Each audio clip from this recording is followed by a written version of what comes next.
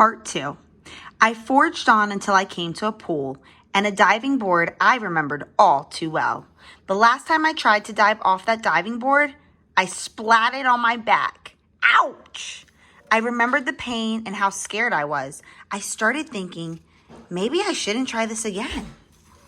So you know what I did? I left behind my fears. Yup. They screamed, "Don't do it!"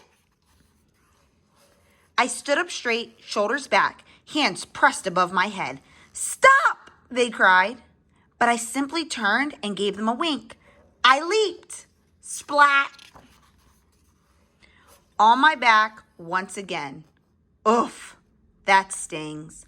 I thought to myself, this is impossible. It can't be done.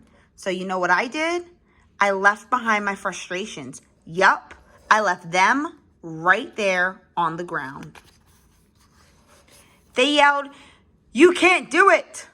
Again, I stood up straight, shoulders back, hands pressed above my head. They laughed, "Give up already!" I whispered to myself, "No way, never." I leaped. Feet together, toes pointed, legs straight. Perfect. I did it. I started to realize the more I left, I went, the more right I felt. The more left I went, the more right I felt. So you know what I did? Yup, I kept going left. And before I knew it, everything was going right. As I walked home, I glanced at the ground and I noticed something that I did not expect. My frustrations were a lot smaller. My fear a lot quieter. My doubts a lot calmer. My worries practically gone.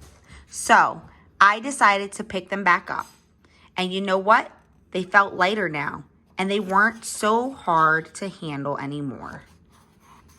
And I realized it was okay to have them with me, so long as I kept an eye on them and made sure that they didn't get too big or too loud or too overwhelming.